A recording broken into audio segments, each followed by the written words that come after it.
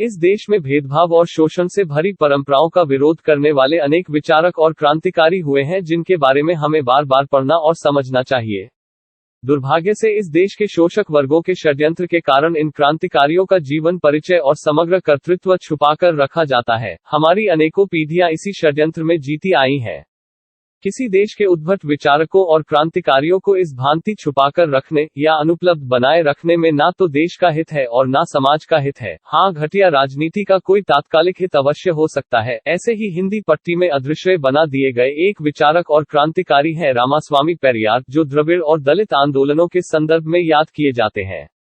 दलित और द्रविड़ शब्द की युति में बांधकर उनके मौलिक दान को नकारने का या कम करके आंकने का काम आज तक होता आया है। ये एक बहुत पुराना षड्यंत्र है जो लीग से ज्यादा हटकर चलने वाले क्रांतिकारियों के साथ इस देश में सत्ता और समाज के ठेकेदारों ने हमेशा किया है। यूं तो भगत सिंह और आजाद भी क्रांतिकारी हैं और लीग से थोड़ा हटकर चलते हैं। वे अपनी क्रांति की प्रस्तावनाओं में इस देश की समाज व्यवस्था की पूरी सदांत को बेनकाब नहीं करते हुए क्रांति का मार्ग बनाते हैं, इसलिए थोड़े सुरक्षित मालूम पड़ते हैं। इसीलिए वे सबको स्वीकृत हैं और सबके आदर्श बन जाते हैं।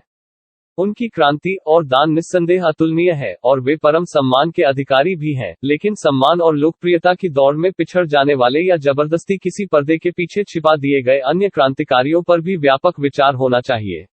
ऐसे लीग से बहुत ज्यादा हटकर चलने वाले रामास्वामी पेरियार जैसे क्रांतिकारियों की सभी बातों से हम सहमत हों ये कतई आवश्यक नहीं है, लेकिन उनके विचार की प्रक्रिया और एक नए समाज के बारे में उनकी मौलिक मान्यताओं को हमें संकोच सबसे साझा करना चाहिए और उस पर खुली चर्चा के अवसर निर्मित करने चाहिए।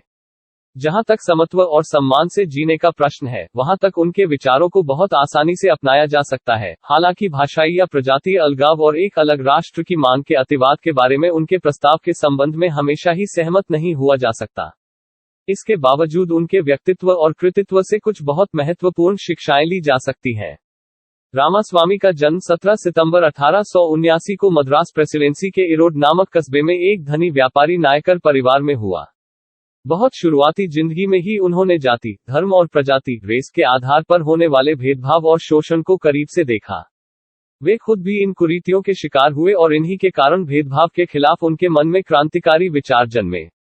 उनकी औपचारिक शिक्षा 1884 में 6 वर्ष की अवस्था में आरंभ हुई और 5वीं कक्षा तक की पढ़ाई के बाद अध्ययन छोड़कर उन्हें अपने पिता के व्यवसाय में शामिल होना पड़ा। तब उनकी अवस्था 12 वर्ष की थी। उनका विवाह 1898 में 19 वर्ष की अवस्था में 13 वर्ष की नागमाल से हुआ। अपनी पत्नी को भी उन्होंने अपने विचारों में दीक्षित किया और पुरानी रूढ़ियों से आजाद कराया। उनकी एक पुत्री जो इस विवाह से जन्मी थी वो मात्र 5 माह की अवस्था में गुजर गई। उसके बाद उनकी कोई संतान नहीं हुई। दुर्भाग्य से उनका दाम्पत्य भी अधिक लंबा न रहा और जल्द ही नागमाल की मृत्यु हो गई। बहुत बाद के वर्षों में 1948 में पेरियार ने दूसरा विवाह किया, जब वे 74 वर्ष के थे और मनिम्माल 26 वर्ष की थी। उनकी दूसरी पत्नी का उनके काम को आगे बढ़ाने में खासा योगदान रहा है। पेरियार की मातृभाषा कन्नड़ थी, लेकिन तमिल और तेलुगु पर भी उन्हें खासा अधिकार था।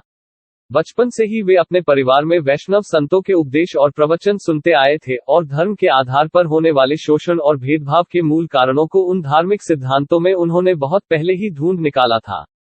बहुत आरंभ से ही वे उन ढकोसलों का उपहास उड़ाया करते थे और स्वयं के लिए एक तर्कशील रेशनल पद्धति का आविष्कार उन्होंने कर लिया था। ये तर्कशीलता आजीवन उनके साथ रही। यह तर्कशीलता और बेबाकी उनके लिए मुसीबत भी बनी। 1904 में अपने पिता से अनबन के चलते उन्होंने घर त्याग दिया और 1904 में वे विजयवाड़ा, हैदराबाद, कोलकाता और काशी के अपने प्रसिद्ध प्रवास पर निकल पड़े।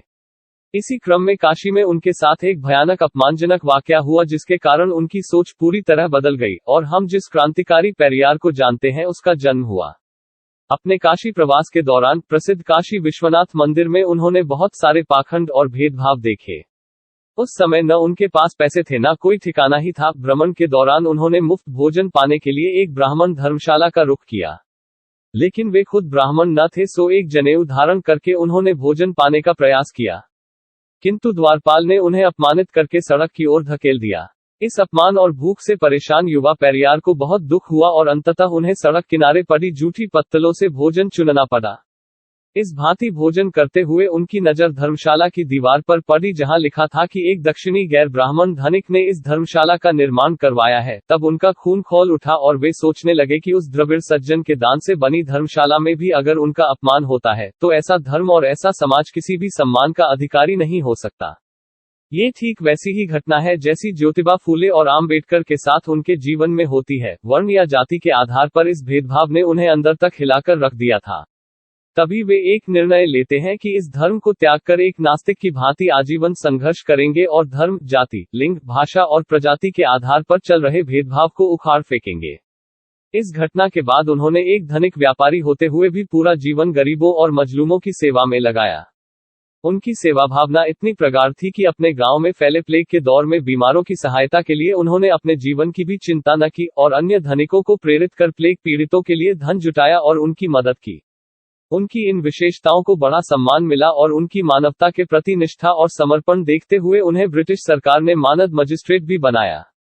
इसी तरह वे कई अन्य महत्वपूर्ण पदों पर भी रहे और एक व्यापक ढंग से समाज और समाज की समस्याओं को बहुत नजदीक से देख पाए। इस यात्रा में उनके कई विद्वान और क्रांतिकारी मित्र बने और कई मार्गों से उन्होंने देश में जमे हुए भेदभाव को उखाड़ने का प्रयास किया। एक उल्लेखनीय प्रसंग जो उनकी एक और विशेषता जाहिर करता है वो ये है कि सामाजिक ढकोसलों को नकारते हुए उन्होंने अपनी बाल विधवा बहन का पुनर्विवाह कराया, जो उस समाज में उस समय के लिए एक बड़ी बात थी। आगे उन्होंने जो आंदोलन खड़े किए और एक भेदभाव रहित समाज की रचना के प्रयास किए उनमें वाइकोम सत्याग्रह 1924 से 1925, आत्मसम्मान आंदोलन 1925 प्रमुख रहे। वर्ष 1929 से 1932 के दौरान उन्हें यूरोप और रशिया भ्रमण के अवसर मिले और एक नई राजनीति और समाज निर्माण की उनकी समझ में व्यापकता आई। जस्टिस पार्टी और आगे चलकर द्रविड़ कशगम पार्टी की स्थापना 1944 इसी का नतीजा थी। दक्षिण भारत की राजनीति में एक नई इबारत लिखते हुए उन्होंने भाषा, धर्म, वर्ण, जाति और लिंग के आधार पर हो रहे भेदभाव को उखाड़ फेंकने के लिए जन संगठन और व्यापक जन जागरण किया। भारत के इतिहास में इस काम की मिसाल ढूंढना मुश्किल है। अंतिम रूप से हम उनसे क्या सीख सकते हैं? ये एक बड़ा सवाल है। निश्चित ही उनकी सारी प्रस्तावनाओं को जस का तस नहीं लिया जा सकता, लेकिन जिन मूल्यों के आधार पर उन्होंने संघर्ष किया वे मूल्य ग्रहण करने योग्य हैं। बहुत स्पष्ट शब्दों में कहें तो इस देश में ब्राह्मणवाद से जन्मे भेदभाव का विरोध ही उनके कर्तृत्व की चालिका शक्ति थी। ब्राह्मण और अब्राह्मण में जैसा भेद और शोषण है वो उन्हें मंजूर न था। ठीक इसी तरह दलित और महिलाओं का शोषण भी उन्हें स्वीकार नहीं था। इसीलिए वे एक सशक्त दलित राजनीति के पर्याय बन गए। तमिल भाषा और द्रविड़ प्रजाति के सम्मान पर अत्याग्रह से जन्मे उनके स्वर विशेष रूप से अलगाववादी कहे जा सकते हैं। इनसे सहमत या असहमत हुआ जा सकता है, किंतु अगर किसी भी आधार पर शोषण और दमन बना रहे और शोषक समाज इससे बाहर जाने का रास्ता न देता हो तो अलगाव एक सहज चुनाव बन ही जाता है। हालांकि आज के समय में भाषा, जाति या प्रजाति के आधार पर अलग देश या अलग धर्म मांगना दोनों ही किसी समस्या का समाधान नहीं हो सकते। फिर भी अलगाव की संभावना शोषक और शोषित दोनों को एक नए और परस्पर सम्मानजनक विकल्प पर सहमति बनाने का अवसर देती है।